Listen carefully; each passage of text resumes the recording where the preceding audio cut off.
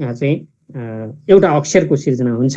यहाँ स्वर प्लस व्यञ्जन बराबर अनि व्यञ्जन प्लस स्वर बराबर पनि अक्षर हुन सक्छ भनेर यहाँ दिएको छ।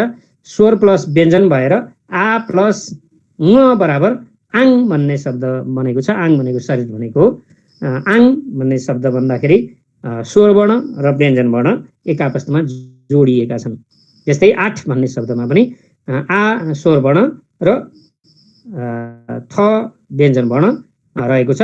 थ भन्दा पछाडि स्वर वर्ण भएको भए यहाँ दुईवटा अक्षर बन्थ्यो, तर यहाँ उच्चारण गर्दाखेरि 8 भन्दाखेरि स्वर वर्णको उच्चारण हुँदैन। यो चाहिँ बद्धाक्षर हो। जस्तै इस भन्ने शब्दमा पनि इ अगाडि स्वर आएको छ र व्यञ्जन आएको छ, तर पछिल्लो तेस्रो नम्बरमा व्यञ्जन प्लस स्वर भएर बनेको छ। बा भन्ने शब्द, बा पनि एक अक्षरकै हो। आङ भन्ने शब्द पनि एक अक्षरकै शब्द हो। बा भन्ने शब्दमा ब प्लस आ भएर भएको छ। जो भन्ने शब्दमा पनि ज प्लस ओ बराबर भएको छ। योमा पनि य प्लस ओ भएको छ। यी मुक्ताक्षर हुन्। माथिको स्वर चाहिँ बद्धाक्षर, तलको चाहिँ जस्तो 1 नम्बरमा मुक्ताक्षर भयो, 2 नम्बरमा बद्धाक्षर भयो, त्यस्तै गरेर 3 नम्बरमा पनि मुक्ताक्षर भयो। यो हामीले मुक्ताक्षर र बद्धाक्षरको कुरा बुझ्यौँ।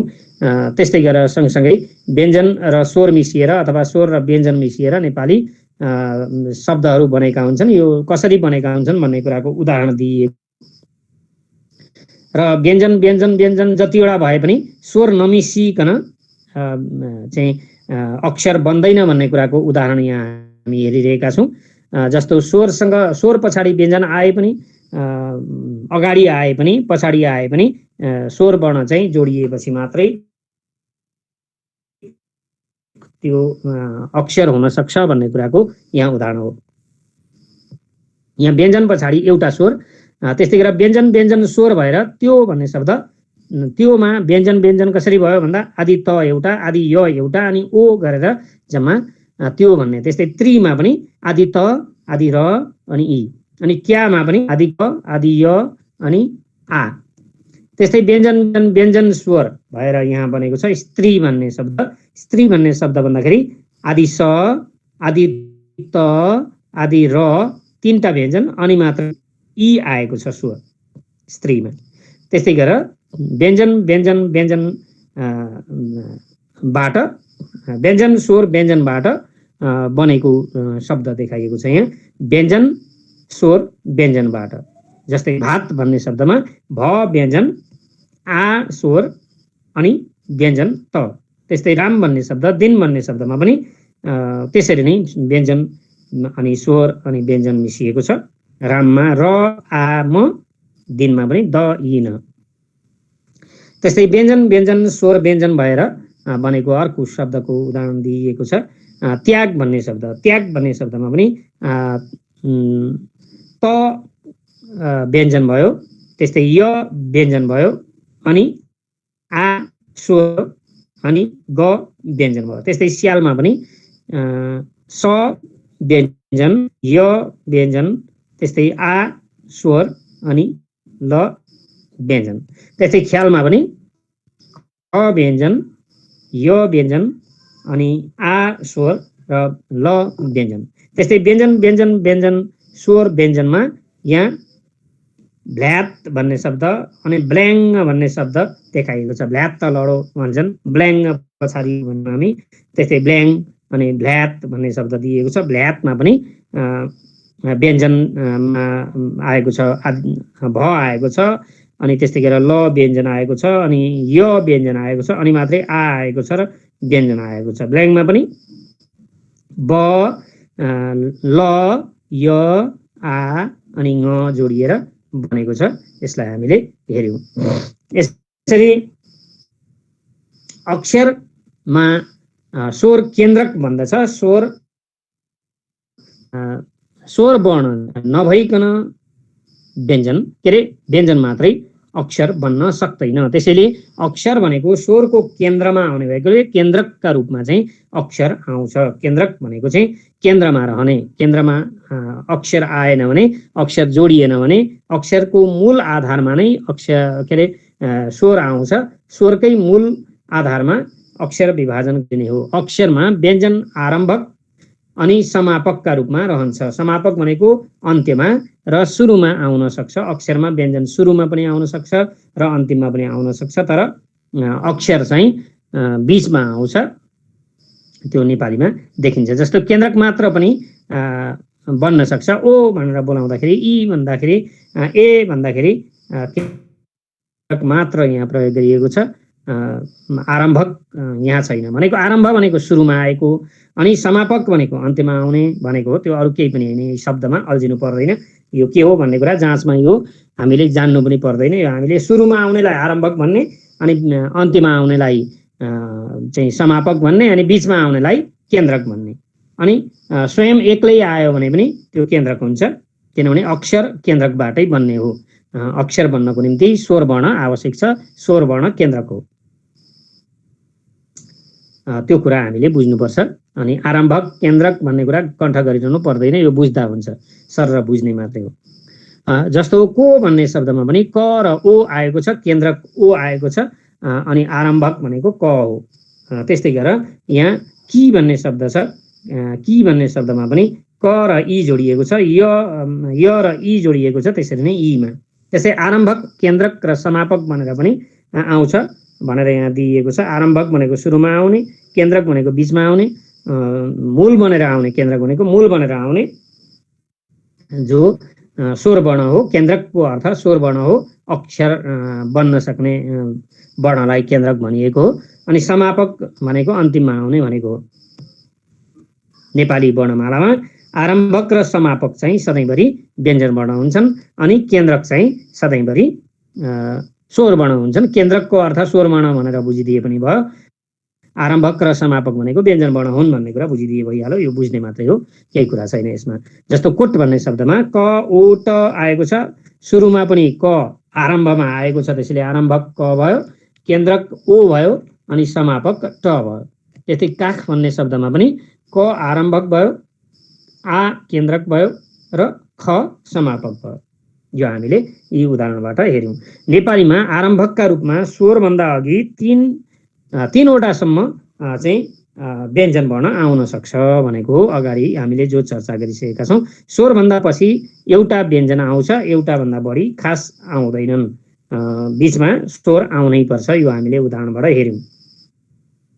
नेपाली भाषामा केन्द्रकका रूपमा स्वर वा दुई स्वर पनि आउन सक्छ। दुई स्वर भनेको जस्तो दुई स्वर भनेको के भन्दा दुईवटा स्वर जोडिएको, जस्तो औ भन्ने शब्द, औ भन्ने शब्द, त्यस्तै ऐ भन्ने शब्द, अम भन्ने शब्द, अह भन्ने शब्द, इ, त्यस्तै रि भन्ने शब्द, यी शब्दमा चाहिँ केन्द्रकका रूपमा दुई स्वर आउन सक्दछ, दुई स्वर आउँछ। यो हामीले जानेका छौँ। दुई स्वर भनेको दुईवटा स्वर जोडिएको, औमा दुईटा, ऐमा दुईटा, औमा दुईटा, त्यस्तै अममा दुईटा, त्यस्तै अहमा दुईटा, रिमा दुईटा, ऋमा दुईटा, यो हामीले जानेका छौँ। अनि केन्द्रकका रूपमा आउने दुई स्वरलाई एउटै अक्षर मानिन्छ। भनेको केन्द्रमा दुईवटा स्वर एकै ठाउँमा आयो भने एकै ठाउँमा आएका दुई स्वरलाई एउटा अक्षर मानिन्छ। त्यो चाहिँ हामीले जान्नुपर्छ। एकै ठाउँमा आयो भने दुईवटा स्वर वर्ण भए पनि त्यसलाई अक्षरको रूपमा एउटै अक्षर मान्नुपर्ने हुन्छ। अब हामीले अक्षरीकरण कसरी देखाउने त?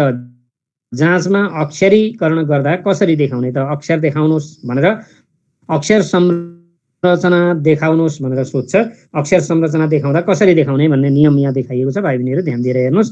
अक्षर छुट्याउँदा शब्द दिइएको हुन्छ, त्यो जाँचमा दिइएको सबै सुरुमा लेख्ने। जस्तो यहाँ जाँचमा दिएको शब्द मानव दीपक हो, सुरुमा दीपक लेख्ने।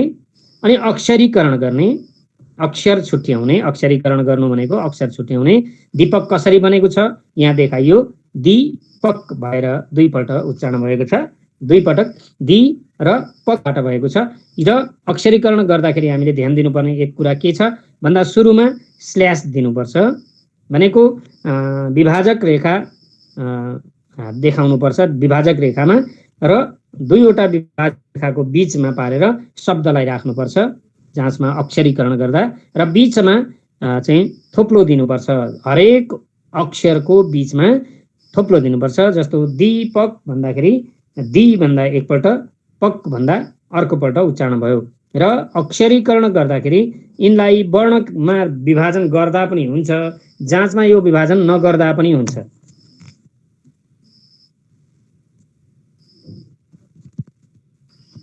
विभाजक नगर्दा पनि हुन्छ, विभाजन नगरी देखाउँदा पनि हुन्छ। अक्षरीकरण गर्दाखेरि हामीले चाहिँ यो जस्तो यहाँ दीपक लेखिएको छ, दी थोप्लो पक लेखिएको छ, जाँचमा यतै लेख्दा पनि हुन्छ। अनि द ई थोप्लो अनि प अ क भनेर लेख्दा पनि हुन्छ। भाइ बहिनीहरूले यो अप्ठ्यारो लाग्यो भने यो अगाडिको दी थोप्लो पक मात्रै लेखेर छोडिदिए पनि नम्बर आउँछ। होइन म यसरी नै लेख्छु भनेर राम्ररी लेख्छु भनेर लेख्दा पनि हुन्छ, जसरी गर्दा पनि हुन्छ। यी दुईटै लेखिरहनु पर्ने आवश्यकता छैन जाँचका निम्ति। यो पछाडिको लेखे पनि हुन्छ, अगाडिको लेखे पनि हुन्छ। अक्षरीकरण गर्दा यी दुई पद्धतिमध्ये जुन गरे पनि हुन्छ, अथवा दुईटै गर्छु म अलि राम्रो नम्बर ल्याउँछु, मार्क्स धेरै ल्याउने गरी, पछि चाहिँ 80-90 ल्याउने गरीको गर्छु, म चाहिँ कहीँ मिस्टेक नहुने गरी गर्छु भन्यो भने चाहिँ पछि चाहिँ 90 भन्दा माथिको मार्क्स ल्याउनेहरूले चाहिँ यो गरेको पनि देखिन्छ। भनेको मार्क्समा अन्तर हुन्छ त त्यसो गर्दा भन्दा हुँदैन, तर 90 ओभर ल्याउनेहरूले चाहिँ आफूलाई चाहिँ सरहरूलाई प्रभाव पार्नको निम्ति, परीक्षकलाई प्रभाव पार्नका निम्ति यो विभाजन गरेर पछि पनि त्यो first impression is last impression भने जस्तै पहिलो इम्प्रेसन नै राम्रो पारेको देखिन्छ। तर जाँचमा ल्याउनका निम्ति, नम्बर ल्याउनका निम्ति चाहिँ यो दी र पक लेखे मात्रै पनि हुन्छ। यो बीचको द ई प अ क लेखिरहनु पर्दैन। तर कसरी बनेको छ भनेर वर्ण विभाजन गर्दा यो लेखेको चाहिँ राम्रो हो। लेखेको राम्रो नलेख्दा पनि नम्बर काटिँदैन, त्यति चाहिँ ख्याल गर्ने। र त्यसपछि एरोले देखाइएको छ दुई अक्षर छन् दीपकमा, दुई अक्षरवाला शब्द हो, किनभने दी भन्दा एक र पक भन्दा अर्कोपल्ट दुई पटक उच्चारण हुन्छ। दीपक लेख्दाखेरि वर्णका दृष्टिकोणले चाहिँ 5 वटा वर्ण, अक्षरका दृष्टिले 2टा अक्षर छन्। वर्ण कतिवटा छन्? 5 वटा, तर अक्षर कतिवटा? 2टा।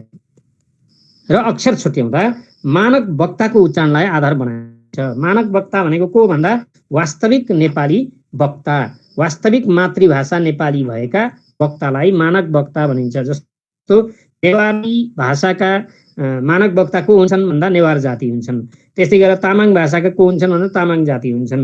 त्यस्तै मैथिली भाषाका मानक वक्ता को हुन्छन् भन्दाखेरि मिथिला भेगमा बसोबास गर्ने मान्छे। त्यस्तै गरेर मानक वक्ता भनेको चाहिँ त्यो मान्छे हो जो मातृभाषा नै नेपाली बोल्दछ र त्यो पनि सहरमा भन्दा पनि गाउँमा बस्दछ, देहातमा बस्दछ, अलि विकसित ठाउँमा भन्दा पनि अविकसित ठाउँमा बस्दछ, र जो धेरै पढे लेखेको भन्दा पनि सामान्य साक्षर मात्रै छ अथवा नपढेको छ, नपढेको मान्छे पनि मानक वक्ता हुन सक्छ। जो बोल्न मात्रै जान्दछ, लेख्न त्यो मानक वक्ता हुन सक्छ। र बोल्न जान्ने लेख्न जान्ने दुवै जान्ने पनि हुन सक्छ। तर मातृभाषा जसको हो र जो शुद्ध रूपमा चाहिँ प्राकृतिक रूपमा उच्चारण गर्न सक्छ त्यसलाई मानक वक्ता भनिन्छ। त्यो मानक वक्ताले उच्चारण गरेको आधारमा मात्रै अक्षर छुट्याउन सक्छौँ, जसरी तसरी हामी उच्चारण गर्न सक्दैनौँ। हाम्रो मातृभाषा नेपाली होइन भने हामी सही उच्चारण गर्न हामीलाई गाह्रो हुन्छ। त्यस्तै गरेर हामी अलिक पढे लेखेका मान्छे हौँ भने अरू भाषाको प्रभाव परेको हुन्छ, त्यसकारण हामी नेपाली भाषा शुद्ध रूपमा उच्चारण गर्न सक्दैनौँ। अरू भाषाको प्रभाव पर्छ। हामी जस्तो फेसबुक के अरे रेडियोमा र टेलिभिजन विभिन्न सुन्छौँ, उद्घोषकहरूका विचारहरू सुन्छौँ, त्यहाँ नयाँ नयाँ शब्दहरू मिसाएर नयाँ नयाँ किसिमले चाहिँ स्तरीय बनाउनका निम्ति आधुनिक किसिमबाट बोलेको देखिन्छ। त्यस्ता वक्ताहरूलाई मानक वक्ता भनिँदैन। तिनीहरूले चाहिँ नेपाली भाषा शुद्ध रूपमा उच्चारण गरेका हुँदैनन्, शुद्ध उच्चारण गरेको देखिँदैन। मानक वक्ता भनेका चाहिँ ओरिजिनल नेपाली बोल्ने खालका वक्ताहरू हुन्, जो खासै धेरै पढेका पनि हुँदैनन्, गाउँमा देहातमा बस्छन् र वास्तविक ती वक्ताहरू जहाँ बस्छन् त्यहाँ बसोबास गर्छन्। ओरिजिनल वक्ताहरू बसेको ठाउँमा, जस्तो नेवारी भाषाका ओरिजिनल वक्ता खोज्नु पर्यो भने कि त किर्तिपुरको माथि डाँडामा चढ्नुपर्छ, किर्तिपुरको डाँडाभित्र, अथवा ललितपुरको चाहिँ गाबाहालको भित्रभित्र अथवा मङ्गलबजारको भित्रभित्र छिर्नुपर्छ, अथवा भक्तपुरको चाहिँ भक्तपुर दरबार स्क्वायर वरिपरि त्यो भित्र छिर्नुपर्ने हुन्छ, अथवा पनौती बजारभित्र छिर्नुपर्ने हुन्छ, अथवा चाहिँ हामीले त्यो टिपिकल त्यो बस्ती कहाँ छ त्यही ठाउँमा जानुपर्छ। जस्तो अरू भाषा बोल्ने मान्छेहरूको बिचमा बसेका नेवार जातिहरूबाट पनि चाहिँ मानक वक्ता निकाल्न गाह्रो हुन्छ। नेपाली भाषा बोल्नेहरू पनि नेपाली भाषा मात्रै बोल्नेहरूको ग्रुपमा बसेका ठाउँमा त्यो सही मानक वक्ता भेटिन्छ, तर अरू भाषा बोल्नेहरूको बिचमा बसेका ठाउँमा अरू भाषाको प्रभाव पर्ने भएकाले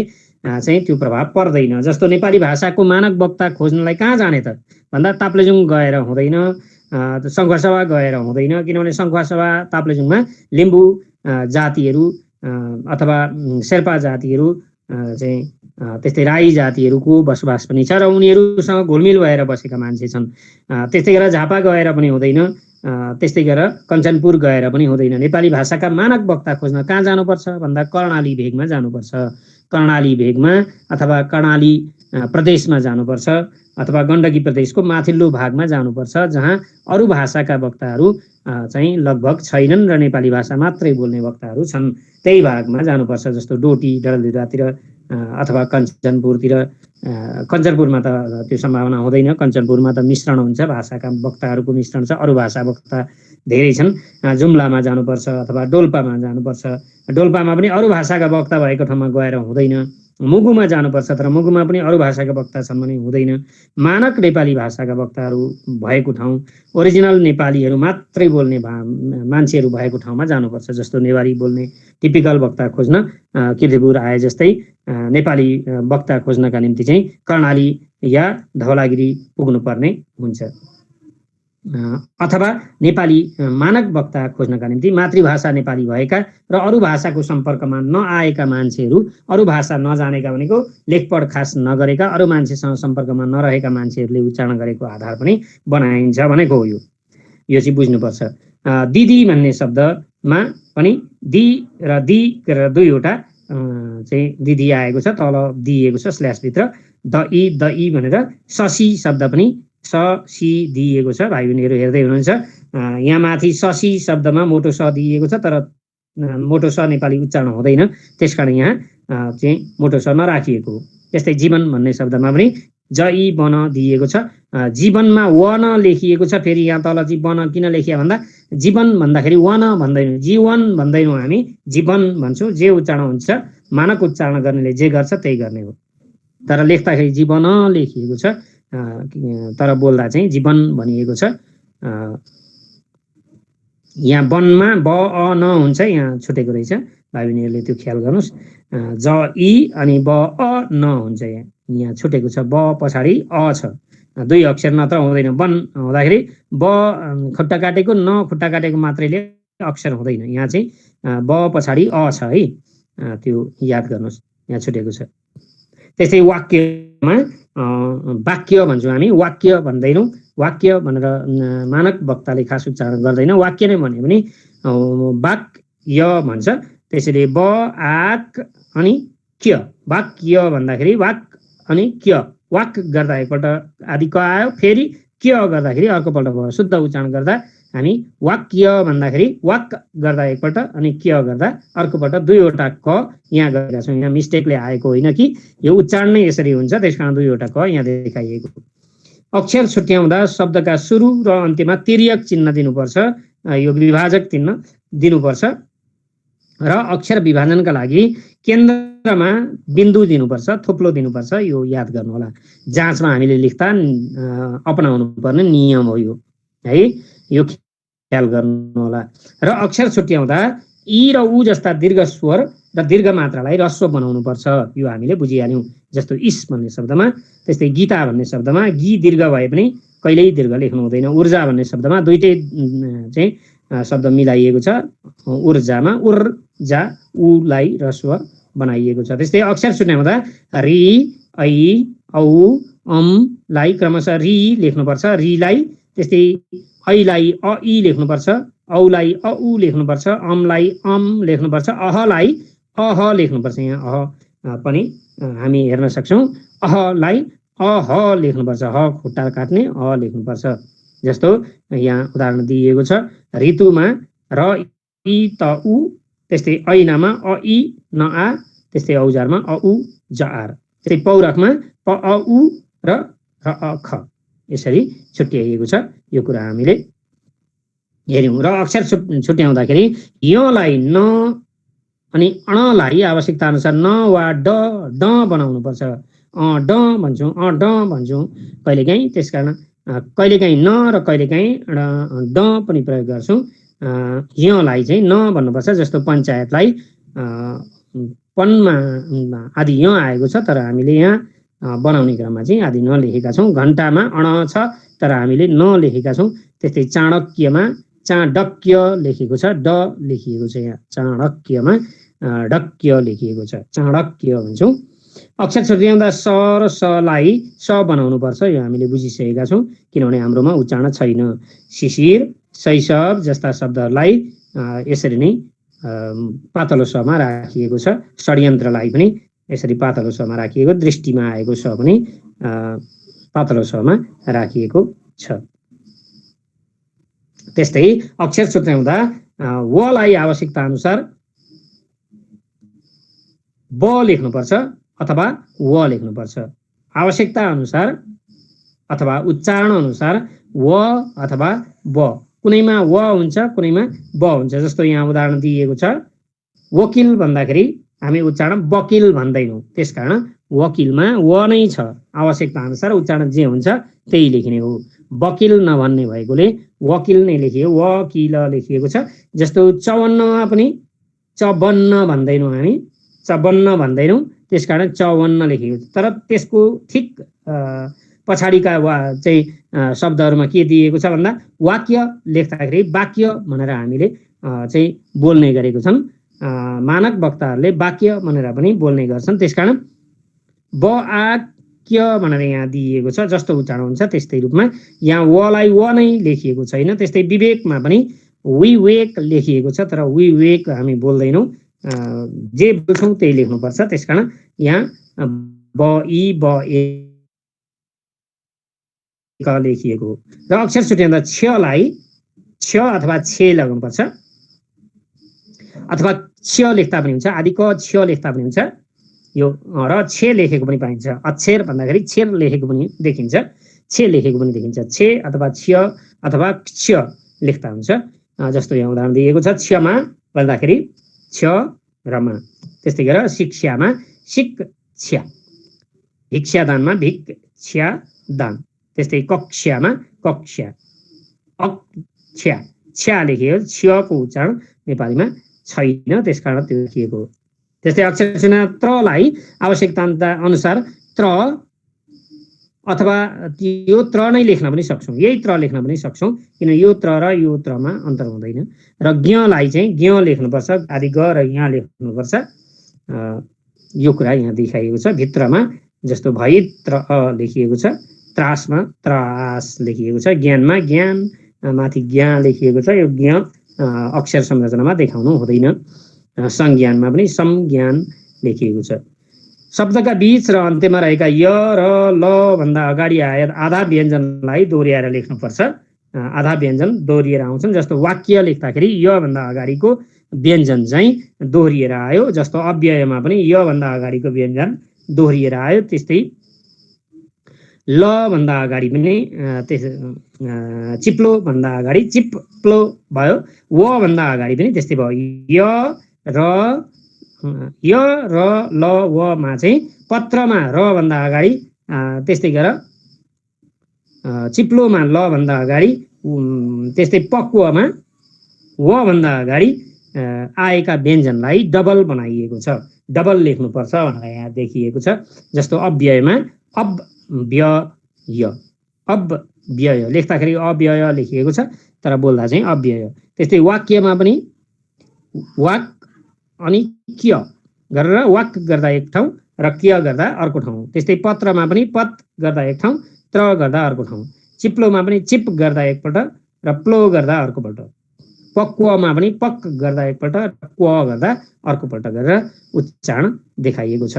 र शब्दको बीच र अन्त्यमा रहेका य र ल व भन्दा अगाडिका आधा व्यञ्जनलाई दोहोऱ्याउँदा महाप्राणलाई अल्पप्राण बनाउनु पर्छ भनेको तिनलाई महाप्राण व्यञ्जन भनेको जस्तो ख छ ठ थ फ लाई घ झ ढ ध भ लाई भनेको हो। महाप्राणलाई अल्प प्राण बनाउनु पर्छ ठिक अगाडिको।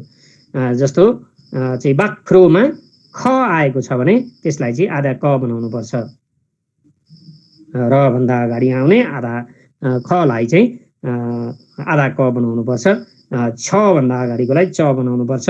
ध भन्दा अगाडिकोलाई द बनाउनु पर्छ। फ भन्दा अगाडिकोलाई प बनाउनु पर्छ। ठिक अगाडिको बनाउनु पर्छ। य र ल व भन्दा अगाडि आधा व्यञ्जन दोहोर्याउँदा महाप्राण छ भने चाहिँ अल्प प्राण बनाउने भनेको ठिक अगाडिको बनाउने। ख छ भने क बनाउने, छ भने च बनाउने, त्यस्तै ध छ भने द बनाउने, फ छ भने प बनाउने।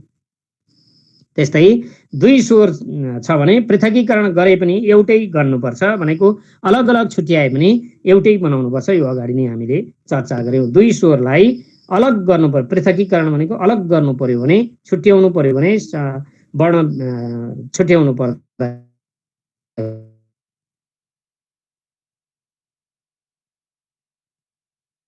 हामीले एउटै गर्नुपर्छ। जस्तो भाइ एउटै अक्षर हो, भाइ दुईटा अक्षर होइन, भा एउटा इ एउटा होइन, दुईटा एकै ठाउँमा स्वर वर्ण आयो भने एउटै मानिन्छ। अघि नै हामीले हेर्यौं। भाइ भन्दाखेरि एकैपटक उच्चारण हुन्छ, दाइ भन्दा एकैपल्ट उच्चारण हुन्छ, एउटै सासले उच्चारण हुन्छ। त्यसकारण दामा आ पनि छ इ पनि छ, त्यसकारण दुईटा होला भनेर हामीले दुईटा लेख्नु हुँदैन।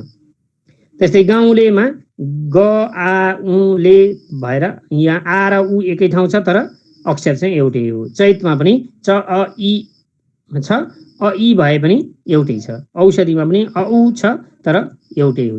यो कुरालाई दुईटा स्वर वर्ण भयो भने यसलाई चाहिँ एउटै मान्नुपर्छ भन्ने हामीले बुझ्नुपर्छ। यहाँ अक्षर संरचनाको अभ्यास दिएको छ। थप अभ्यासका निम्ति कसरी गर्ने त भन्ने कुराको अभ्यास यहाँ दिएको छ। जस्तो इनार भन्ने शब्दलाई इ थप्लो नार अनि दुईतिर विभाजक रेखा तिर्यक रेखा दिएको छ। र अक्षर इनारमा कतिवटा छन्? दुईटा छन्। ईशानमा पनि दुईटा छन्। कसरी गर्ने हामीले जानिहाल्यौँ। ईर्ष्यामा दुईटा छन्, उमामा दुईटा छन्, ऊर्ध्वमा पनि दुईटा छन्। कसरी बनाउने यो कुरा यहाँ दिएको छ।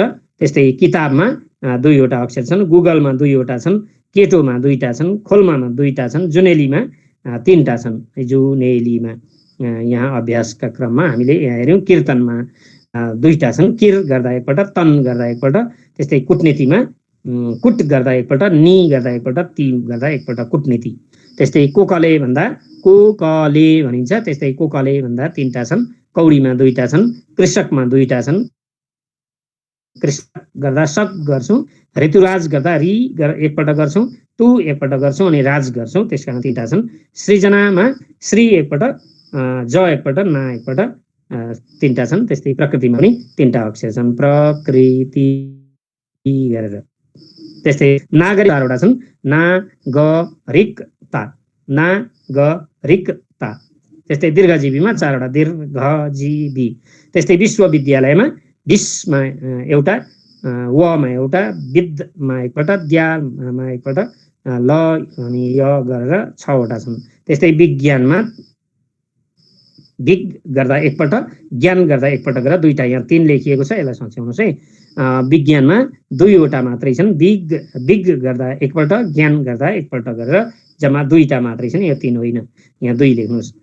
त्यस्तै गरेर शाश्वतमा सासमा एकपल्ट, स्वतमा एकपल्ट गरेर दुईटा अक्षर छन्। भास्करमा दुईवटा अक्षर छन्। यसरी यहाँ विभाजनको कुरा हामीले देखायौँ। वर्ण विभाजन यसरी हामीले गर्न सक्दछौँ। वर्ण विभाजनको प्रक्रिया हो र कतिवटा अक्षर हुन्छन् भन्ने कुरा हामीले जान्नुपर्ने हुन्छ। यो कुरालाई हामीले आजको कक्षामा चर्चा गर्यौँ। आजको कक्षामा हामीले यसरी वर्ण वितरणको प्रक्रियालाई, वर्णसँग सम्बद्ध कुराहरूलाई चर्चा गर्यौँ। भाइ बहिनीहरू, आजको कक्षामा हामीले जुन कुरा चर्चा गर्यौँ त्यस कुराको चर्चाका क्रममा हामीले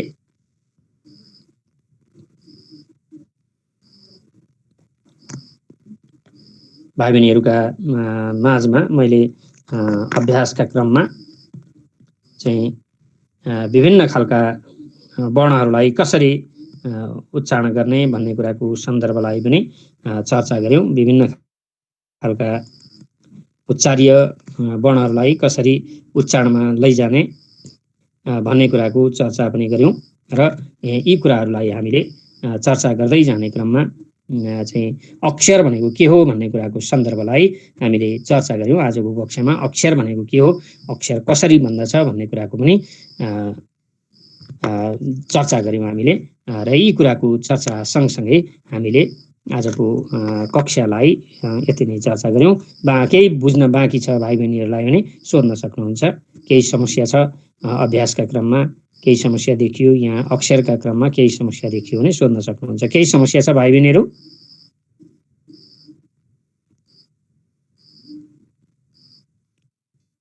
हेलो, ठिक छ।